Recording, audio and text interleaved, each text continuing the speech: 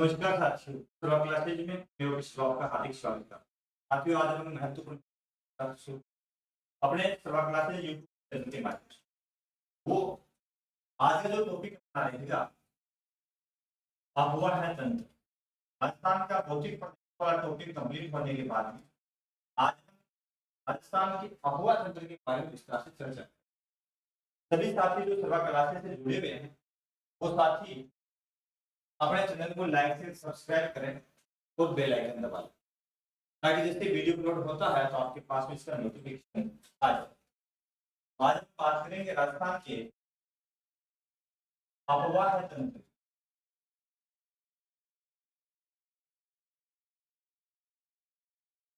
तो अफवाह तंत्र की जीवन बात करें तो महत्वपूर्ण रूप से जीवन देखेंगे तो पाएंगे कि जो अफवाह तंत्र प्रदेश का होता है वो डिपेंड करता है वहां की इस पर डिपेंड करता है तो यदि राजस्थान का स्वरूप अपन देखेंगे तो मुख्य रूप से राजस्थान के अंदर तीन तरह का अफवाह तंत्र है। सबसे पहले यदि अफवाह तंत्र का अपन अर्थ देखें तो बेसिक से क्या कहेंगे इसको, निश्चित वाहिकाओं द्वारा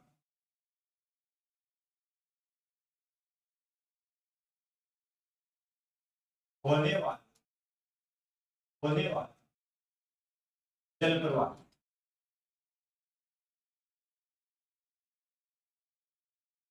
अफवाह कहलाता है।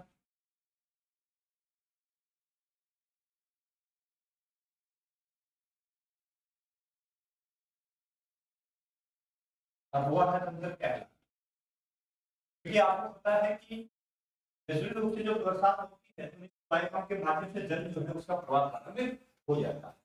अब ये डिपेंड करता है किसी प्रदेश विशेष की ताकत क्यों प्रदेश है कैसा। तो मुख्य रूप से राजस्थान का जो अफवाह तंत्र है उसको यहाँ की जो इलाकातियां भौतिक प्रदेश अपन के विस्तार से पढ़े तो यहाँ से हमने पाया इस राजस्थान के मध्यवर्ती भाग में यहाँ पे एक महत्वपूर्ण पर्वत श्रेणी है, इसका नाम है अरावली। कौन सी इस भाग में एक पर्वत श्रेणी है, इसका नाम है अरावली। अब अरावली क्या करती है, अरावली क्या करती है, राजस्थान के अंदर मुख्य जल विभाजन का काम करती है। तो ये राजस्थान की जल विभाजन, अरावली श्रृंखला क्या है कि जल विभाजन। अब जल विभाजन क्या होता है यदि इसका अर्थ हम देखेंगे तो जल विभाजन का मतलब होता है किसी क्षेत्र विशेष को, किसी क्षेत्र विशेष के जल को दो भागों में बांटने वाला जलखंड, दो भागों में बांटने वाला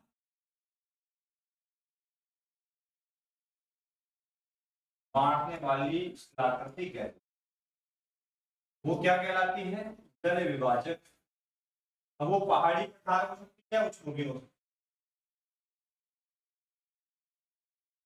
क्या हो सकती है, पहाड़ पठार या उच्च भूमि हो सकती है। तो मुख्य रूप से किसी प्रदेश विशेष के अफवाह है को जल को प्रणाली को दो भागों में बांटने वाला स्थलखंड कह दो या कोई इलाका। अरावली क्या करती है, राजस्थान को अफवाह प्रणाली को यहाँ के जल को मुख्य रूप से दो भागों में बांटती है। अरावली से पश्चिम का जो ढाल है तो पाया जाता है, तो यहाँ से निकलने वाली नदियां जो है तीर का निशान है, तो इनका मुख्य रूप से जो अफवाह होता है वो कौन सा होता है, दक्षिण पश्चिम की ओर। तो दक्षिण पश्चिम की ओर अरावली के पश्चिम से निकलने वाली नदियों का ढाल है। और अरावली के पूर्व में अपन चलेंगे तो ठीक इसके विपरीत यहाँ से निकलने वाली नदियों का ढाल किस ओर है, इस ओर। ठीक है, तो मुख्य रूप से ये किस ओर हो गया, उत्तर पूर्व की ओर। तो अरावली मुख्य रूप से क्या करती है, राजस्थान में मुख्य जल विभाजन का काम करती है और संपूर्ण राजस्थान की जो जल प्रणाली है अफवाह जो है वो दो भागों में बांटती है। एक तो इसके पश्चिम वाला जो प्रदेश और एक इसके पूर्व वाला प्रदेश ना। तो ढाल के अकॉर्डिंग जल का प्रवाह होता है। तो पूर्व की ओर से अरावली के पूर्व की ओर से निकलने वाली नदियां मुख्य रूप से उत्तर पूर्व की ओर प्रवाहित होती है और आगे जाकर यमुना नदी और यमुना गंगा में मिल जाती है और प्रकार से किस में शामिल हो जाती है, बंगाल की खाड़ी के अपवाह तंत्र। यानी यहाँ से निकलने वाली नदियां हैं वो बंगाल की खाड़ी के अपवाह में शामिल हो जाती है।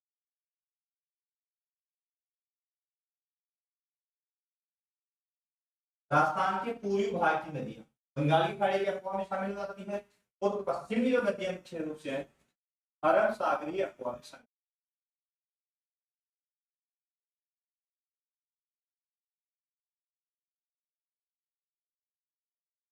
ये अरब सागरीय अपवाह में शामिल हो जाती है और ये बंगाली खाड़ी के अपवाह में शामिल हो जाए। ठीक है, अगला अब अपन देखेंगे मुख्य रूप से राजस्थान के अंदर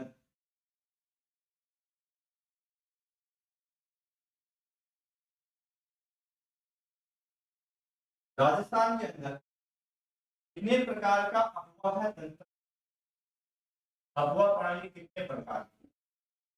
तो यहाँ अपन पाएंगे मुख्य रूप से कि राजस्थान के अंदर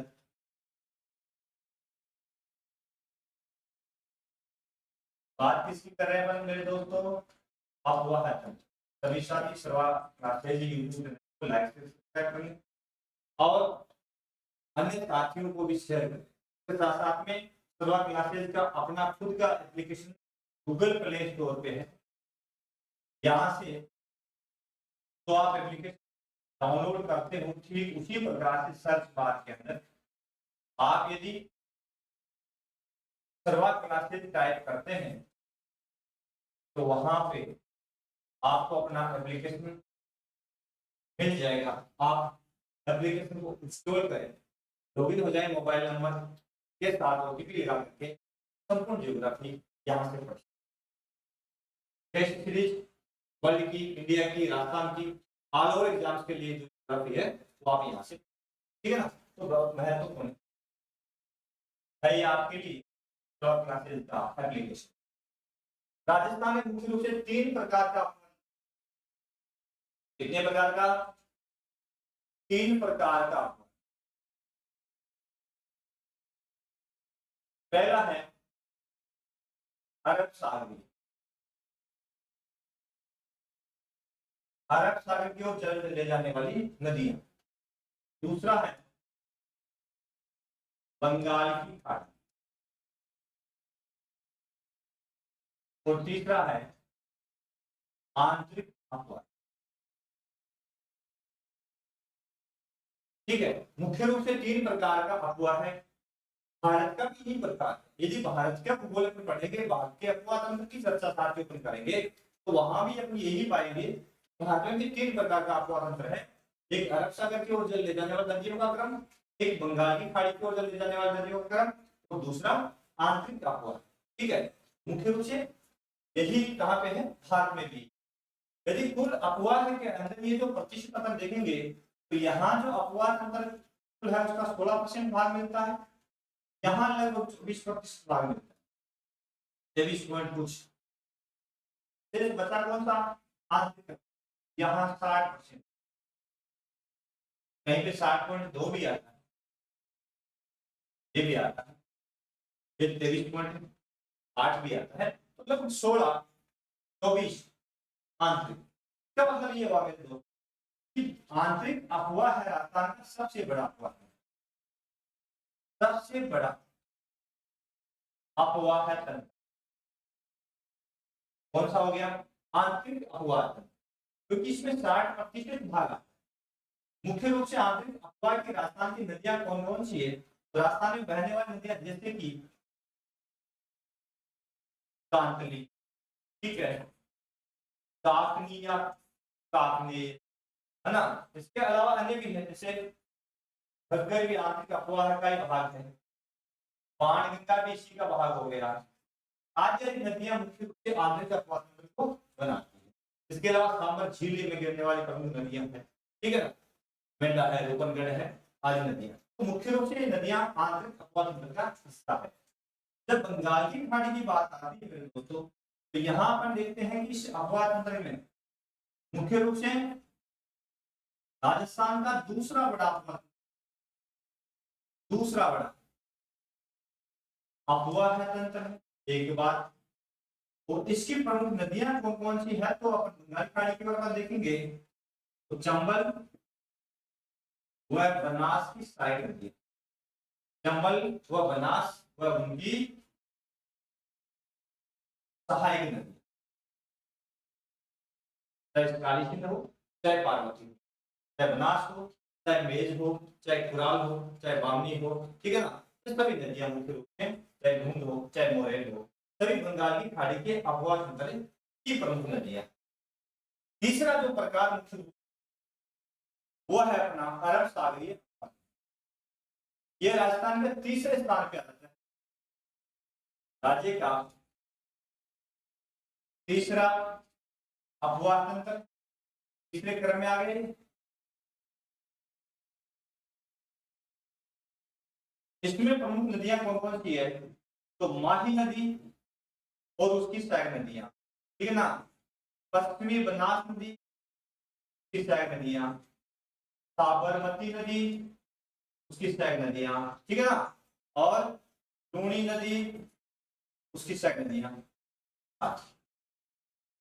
आदि जो पश्चिम की ओर मुख्य रूप से बंगाल अपनी अरावली पर्वत श्रृंखला से पश्चिम की ओर, दक्षिण पश्चिम की ओर प्रवाहित होती है वो नदियां, सारी नदी लूणी और उसकी सहायक जैसे मिटड़ी, जोड़ी, टुकड़ी, लीलड़ी, बाड़ी, जवाई, जो भी नदियां हैं वो सभी नदियां हैं, इसमें शामिल होगी अरब सागरीय अफवाह तंत्र में ये हुई। तो मुख्य रूप से जो अफवाह तंत्र है राजस्थान का, तीन प्रकार का पाया जाता है, ठीक है। अब अपन बात करेंगे इसकी, अब चर्चा अपन करेंगे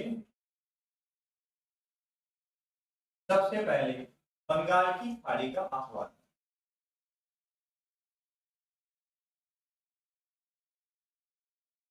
बंगाल की खाड़ी का अफवाह,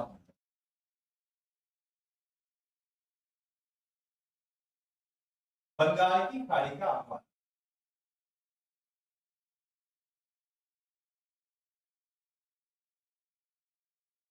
ठीक है, बंगाल की खाड़ी के अफवाह कौन कौन सी नदियां हैं और किस ओर वो प्रवाहित होती है। तो बंगाली खाड़ी के अफवाह की अपने बात की मेरे दोस्तों, तो अपने क्या देखा सर, यह है अफवाह है तंत्र का 24% भाग रहता है, लगभग भाग पर फैला, इसमें संपूर्ण राजस्थान का जो अफवाह है उसका 24%। इसके अंदर चंबल, बनास, काली सिंध और पार्वती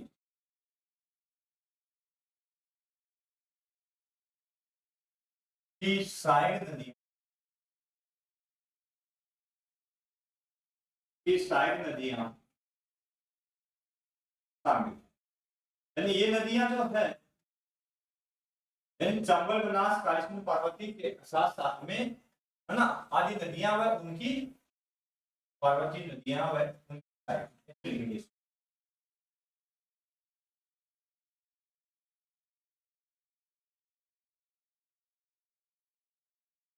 पार्वती नदियां व इनकी सहायक नदी, ठीक है ना, सहायक नदियां शामिल, ठीक है। ये मुख्य रूप से इस अफवाह तंत्र का निर्माण करती है, बंगाल की खाड़ी के अफवाह तंत्र का निर्माण करती है। अब प्रमुख रूप से यहाँ इस भाग की जो नदी है वो कौन सी है, तो सबसे बड़ी और राजस्थान की तो सबसे महत्वपूर्ण नदी है चंबल नदी,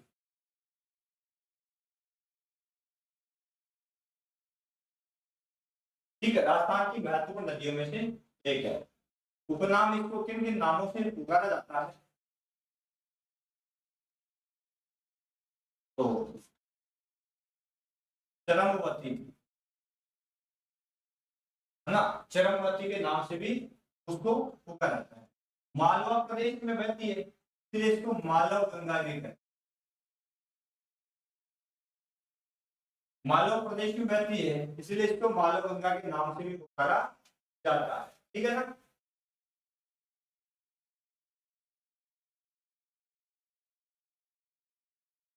तो चल रही है क्लास तो। हाँ, मालव गंगा और कामधेनु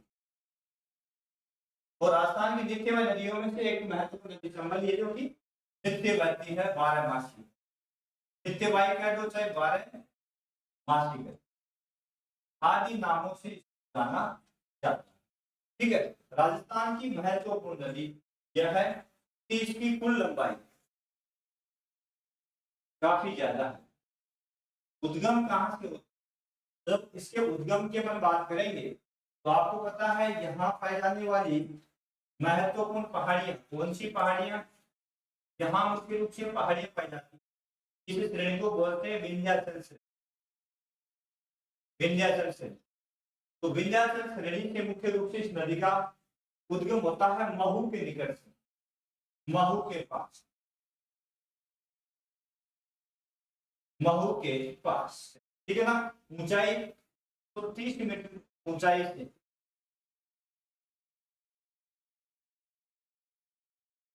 पहाड़ी, जिस पहाड़ी से निकलती है उस पहाड़ी का नाम है जाना पाओ पहाड़ी, जाना पाओ।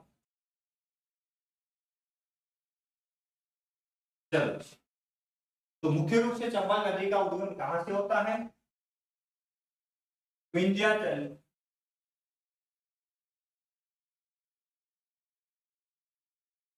श्रेणी में स्थित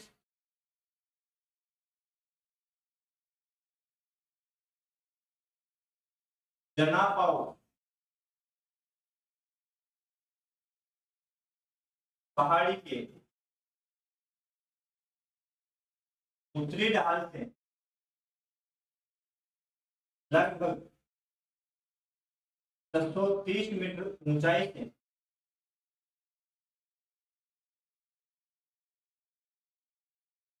उद्गम होता है, निकलती। ठीक है। तो महत्वपूर्ण क्या है कि इसका उद्गम कहां से होता है? तो विंध्याचल श्रेणी से। या आपको नजर आ रही है विंध्याचल श्रेणी, ये पहाड़ी मुख्य रूप से विंध्याचल।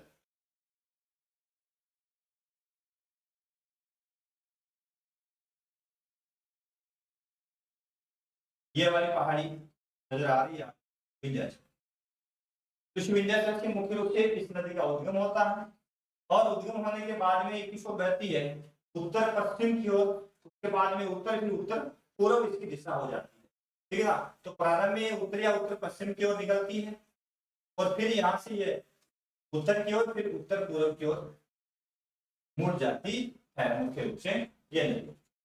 ठीक है ना। तो फिर राजस्थान में यहाँ प्रवेश करती है, किस जगह पे प्रवेश करती है? चित्तौड़गढ़ के भैंसरोडगढ़ में मुख्य रूप से प्रवेश करती है। कहाँ? चित्तौड़गढ़ के भैंसरोडगढ़ के अंदर। ये एक जगह है जिसका नाम है चौरासीगढ़, है ना। इसके पास में जो जलप्रपात भी ये बनाती है जिसको कहा जाता है चूलिया जलप्रपात। आगे देखें। ठीक है। चंबल नदी बात अपन कर रहे हैं।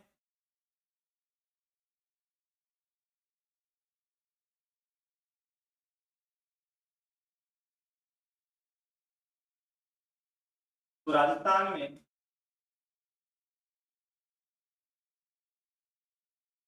चित्तौड़गढ़ में एक जगह है भैंसरोडगढ़, ब्लॉक के 84 के पास प्रवेश करती है।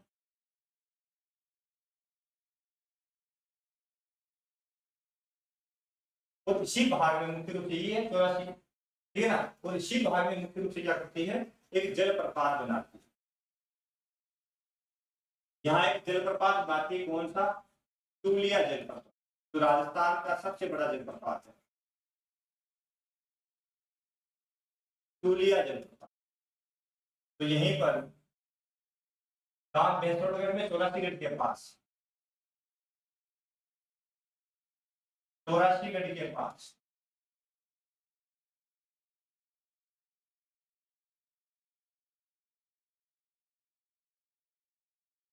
राजस्थान का सबसे ऊंचा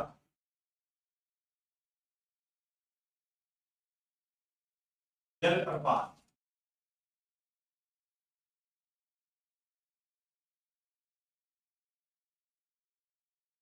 बनाती है, ठीक है ना। इसका नाम है धूलिया जलप्रपात। किस पर है तो याद रखना है, चंबल नदी। कहाँ पे है, सौराष्ट्र की गली है। किस जिले में है, तोड़गढ़। किस ब्लॉक में है, तोड़गढ़ में। तो जहां ये प्रवेश करती है उसी स्थान पर मुख्य रूप से ये क्या बनाती है, चूड़िया जलप्रपात बनाती है। उसके बाद में राजस्थान में प्रवाहित होती है, ठीक है। तो राजस्थान में किन किन जिलों में इसका अगवा है, सबसे पहले कहां प्रवेश करती है, तो इसका राजस्थान में अगवा है।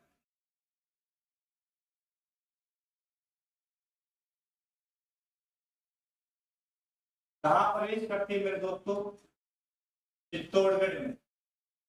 अब जैसे चित्तौड़गढ़ में प्रवेश करती है तो आगे कौन सा जिला है, कोटा और बूंदी की सीमा बनाती है, तो कोटा और बूंदी। यहां बहने के बाद में आगे आ गया अपना कौन सा, सवाई माधोपुर। सवाई माधोपुर से लेकर के रामेश्वरम के बाद में धौलपुर तक की एमपी और राजस्थान की सीमा बनाती है। तो सवाई माधोपुर से आगे वाला जिला आ गया करौली, फिर आ गया धौलपुर। राजस्थान में मुख्य रूप से किन जिलों में, हाजी में, बैतूल। तो राजस्थान में मुख्य रूप से किन जिलों में इसका प्रभाव होता है, में यहाँ प्रवेश करती है भैंसुरगढ़ में, फिर कोटा और बूंदी और कोटा की सीमा बनाती हुई आगे माधोपुर में प्रवेश करती है, फिर यहाँ से करौली, फिर धौलपुर। तो मुख्य रूप से 6 जिलों में, चित्तौड़, कोटा, बूंदी, माधोपुर 4, करौली, धौलपुर 5 और 6 जिलों में इसका प्रभाव होता है।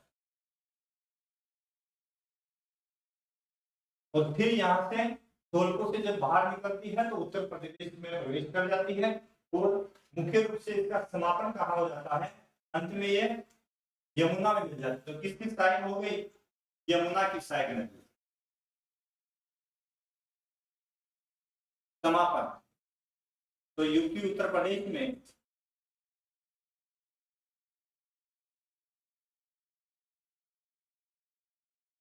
जगह का नाम है मुरादगंज के पास,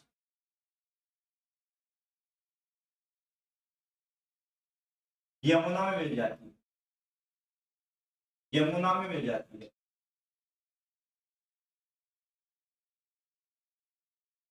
तो मुख्य रूप से दक्षिण से उत्तर की ओर प्रवाहित होकर के, फिर उत्तर पूर्व की होकर के और हिमालय से आने वाली जो यमुना यमुनोत्री हिंद से निकल के आती है उसमें जाके मिल जाती है। यमुना मुख्य रूप से आगे है गंगा की साइड है, क्योंकि वो कहाँ के इलाहाबाद में गंगा में शामिल हो जाती है, ठीक है ना। यदि अपन बात करें कि चंबल की कुल लंबाई मुख्य रूप से कितनी है, तो आपको पता है इसकी लंबाई कितनी है, तो लंबाई 265 किलोमीटर। कई बुक्स वाले इसको 1051 भी बताने लगे हैं कि वर्तमान में इसकी लंबाई 1051 है ना, लेकिन 965 किलोमीटर में से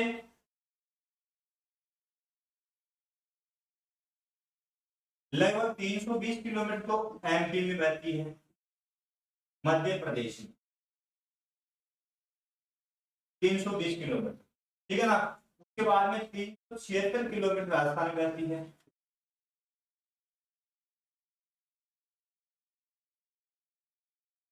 ठीक है। और देश कितनी बची है, 269 उत्तर प्रदेश में बची।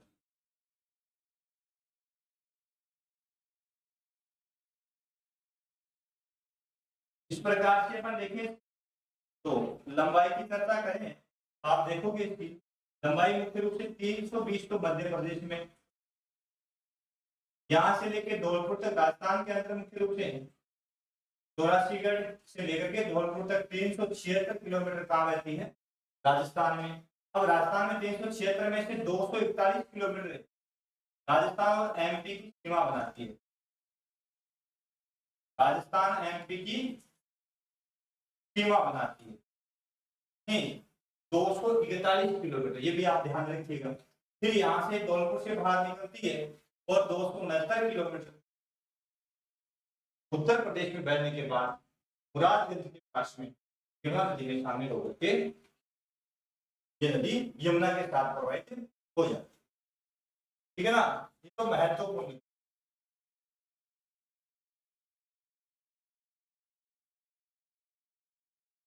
अगला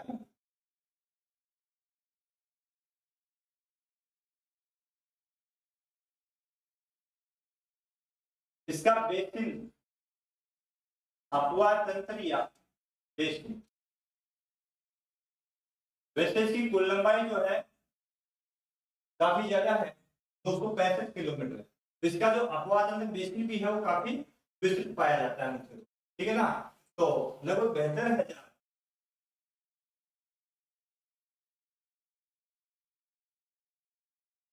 कुल इसका बेसिन है, 72,050 वर्ग किलोमीटर।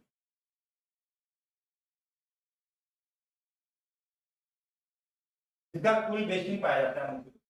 लेकिन इसमें से राजस्थान में कितना, तो राजस्थान की बात करें तो लगभग 20,000 आता है, 19,500 वर्ग किलोमीटर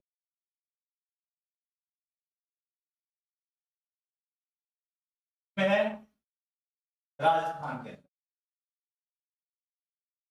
ठीक है ना, तो मुख्य रूप से इसका बेसिन राजस्थान में कहाँ है, तो अपन धौलपुर से लेकर के चौरासीगढ़ से लेकर के और कहाँ तक, धौलपुर तक।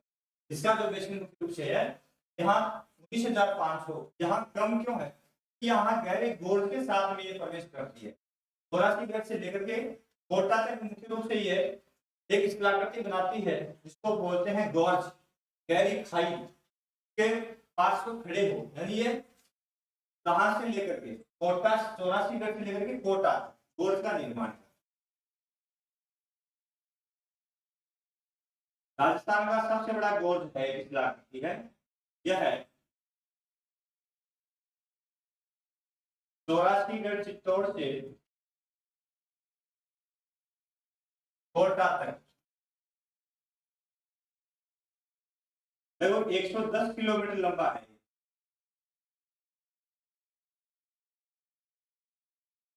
गोर्ज बनाती है।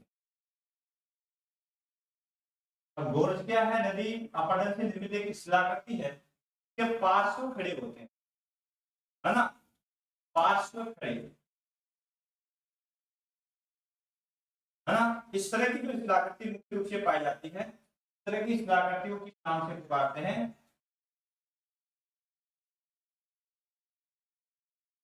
गोर्ज के नाम से पुकारते हैं।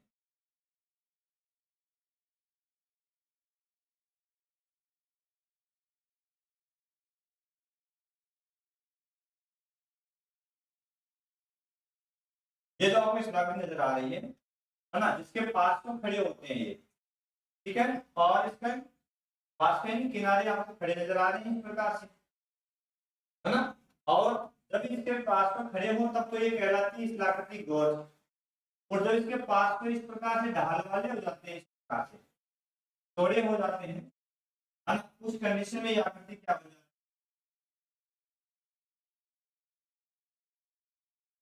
अब इसको क्या कहेंगे, केनियन।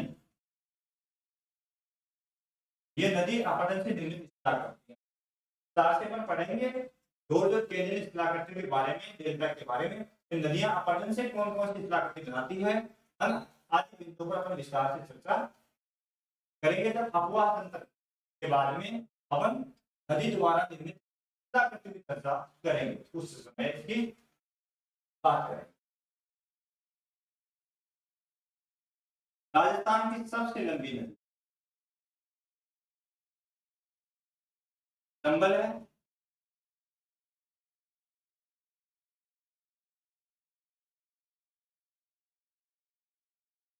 ठीक है। घड़ियालों की शरणस्थली चंबल घड़ियाल अभयारण्य एक नदी अभयारण्य है। चंबल नदी जो है उसमें नदी अभयारण्य है,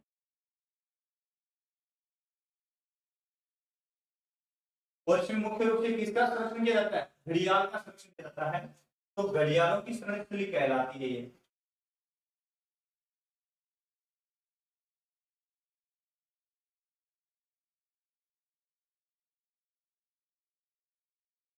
घड़ियालों की विस्तरण स्थली कहलाता है। ठीक है ना। इसके ऊपर एक हैंगिंग ब्रिज भी बन रहा था कोटा के अंदर, चंबल रिवर फ्रंट के नाम से। ठीक है, तो एक हैंगिंग ब्रिज भी बना था जो कुछ विवादों में भी रहा था क्योंकि वो टूट गया था, है ना। तो उससे यदि निर्माणाधीन जब था उसी समय वो टूट गया था। तो कोटा के अंदर इसके ऊपर मुख्य रूप से क्या बना था, यहाँ पे हैंगिंग ब्रिज भी बना था।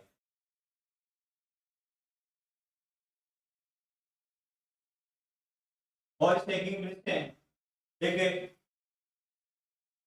मुख्य रूप से जो हाईवे निकलता था NH 27 उस पे था, NH 27 इससे हैंगिंग ब्रिज वाला जो क्षेत्र है जैसे ये निकल सकता मुख्य रूप से। तो ये चंबल नदी इसकी लंबाई राजस्थान में, और टोटल लंबाई 265 है, राजस्थान में 376 किलोमीटर जो है वो महत्वपूर्ण नदी राजस्थान की। इसके ऊपर आगे चलते हैं, प्रमुख बांध कौन कौन से है, ठीक है ना।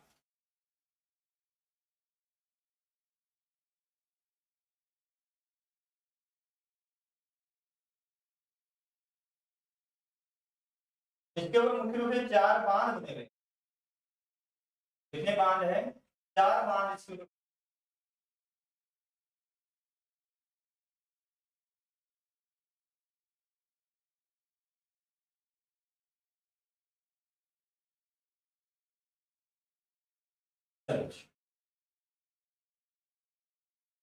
चंबल नदी पर प्रमुख बांध,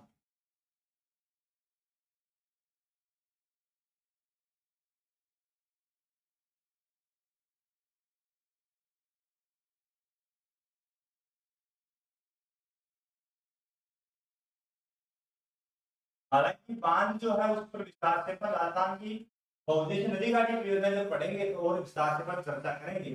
फिर भी चंबल नदी पर मुख्य रूप से कितने बांध हैं,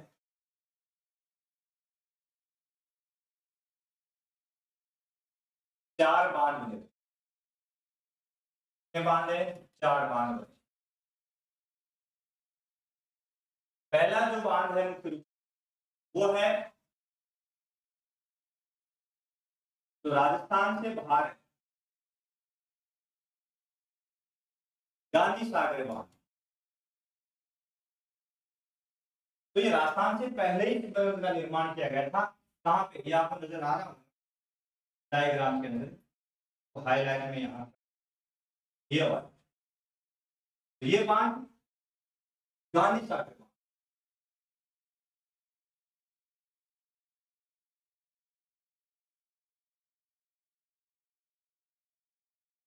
निर्माण 1959 में,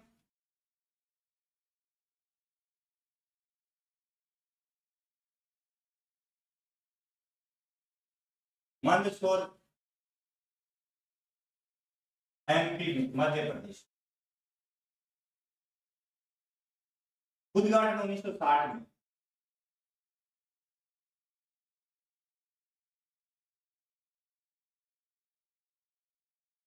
ठीक है, वो राजस्थान से बाहर चंबल नदी का एकमात्र बांध, क्योंकि ये कहाँ स्थित है, मध्य प्रदेश में। ठीक है ना, MP के अंदर है।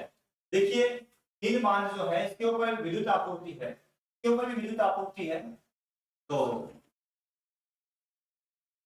विद्युत की प्राप्ति कितनी होती है, इस पर 5 इकाइयां लगी हुई है। 23 इंटू 5 यानी 23 मेगावाट की 5 इकाइयां बराबर 115 मेगावाट होगी।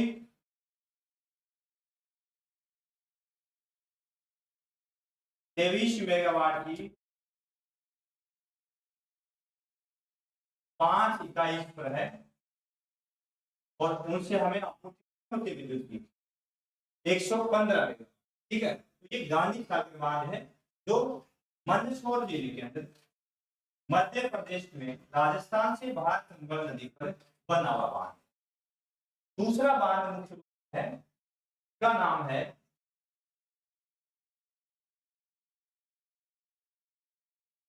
अपन प्रवेश करते हैं चित्तौड़ में।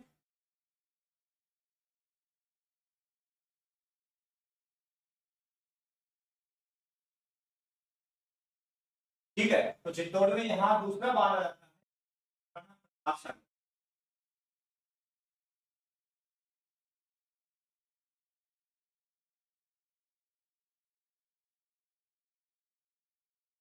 यहाँ पे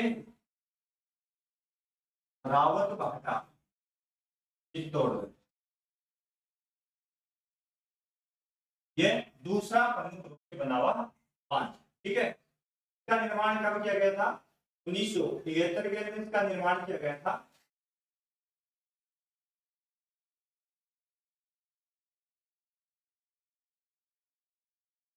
उन्नीस सौ तिहत्तर के अंदर निर्माण, और इसके ऊपर विद्युत आपूर्ति कितनी होती है?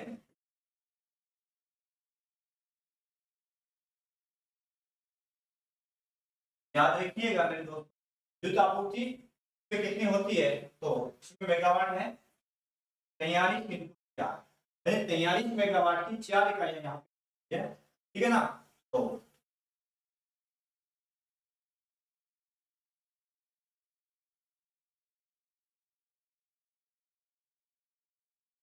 172 मेगावाट विद्युत आपूर्ति से होती है। कितने? राणा प्रताप में 172 मेगावाट। अब ये ध्यान दीजिएगा, ये जो राणा प्रताप सागर बांध है, ये राजस्थान का सबसे बड़ा बांध, राजस्थान का सबसे बड़ा, राजस्थान का सबसे बड़ा बांध। ये कितनी दूरी में फैला हुआ है? 113 वर्ग किलोमीटर। ये राजस्थान का सबसे बड़ा बांध है। कौन सा? राणा प्रताप सागर बांध। तो हाईलाइट इसीलिए है कि बड़ा बांध है, और इस पर 172 मेगावाट विद्युत आपूर्ति होती है। 43 मेगावाट कितनी इकाइयां लगी हुई है? 4 इकाई। मेगावाट कितनी? 43। दो अन्य बांध कौन से?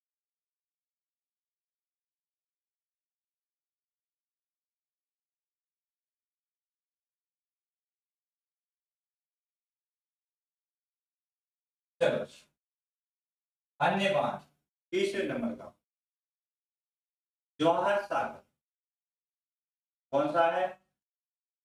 जवाहर सागर किस जिले में है? कोटा में। कोटा में दो बांध है, जवाहर सागर, लेकिन कोटा बेराज, बेराज और बांध में फर्क होता है। ठीक है ना, कोटा बेराज मुख्य रूप से निर्माण 1973 में, और इसी से जो विद्युत की आपूर्ति होती है,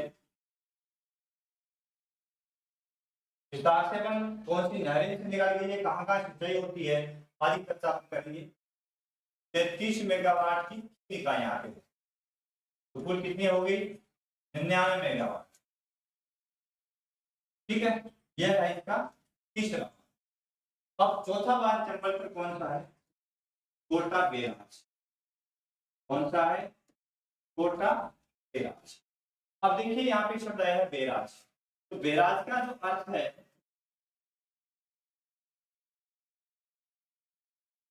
बेराज का मतलब है केवल सिंचाई के उद्देश्य से बनाया गया, केवल सिंचाई के लिए बनाया गया बांध, क्या कहलाता है? बेराज कहलाता। ठीक है, तो ये इस भाग में पानी की आपूर्ति सुनिश्चित करने के लिए यहाँ के क्षेत्रों में मुख्य रूप से कृषि सिंचाई सुविधा सुलभ कराने के लिए ये 1960 में बना, 1960 के अंदर।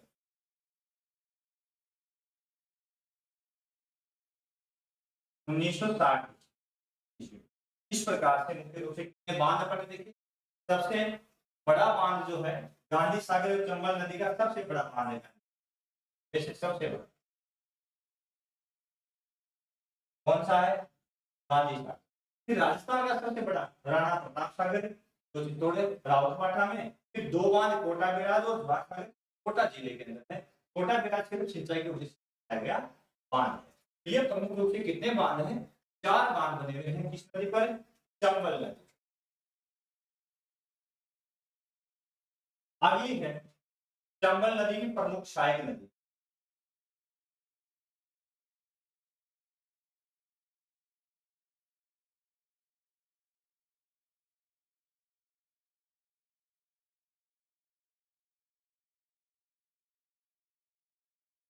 चंबल की सहायक नदी,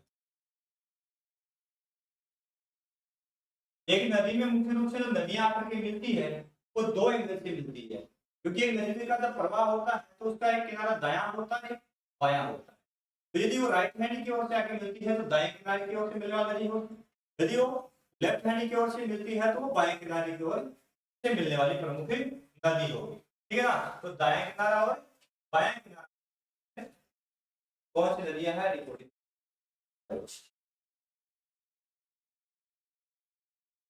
तो प्रमुख नदियां जो इसकी सहायक है, सबसे पहले हम इससे हैंड की ओर यानी लेफ्ट हैंड की ओर बाएं किनारे मिलने वाली नदी है।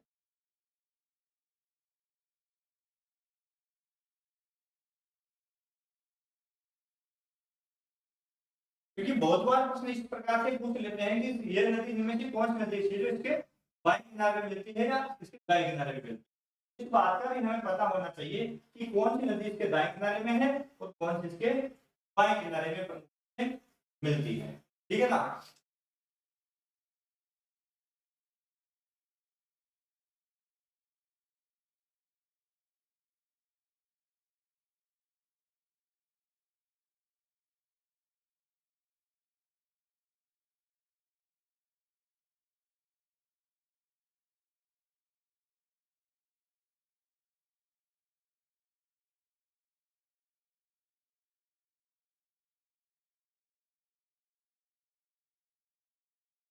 चलो अपन दक्षिण से अपन चलेंगे। तो पहली नदी है गुंजाली।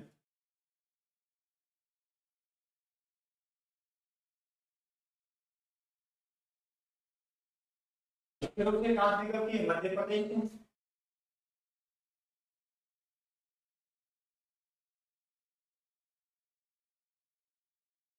कहाँ मिलती है, सौराष्ट्र चित्तौड़गढ़ भैंसगढ़ में, भैंसगढ़ में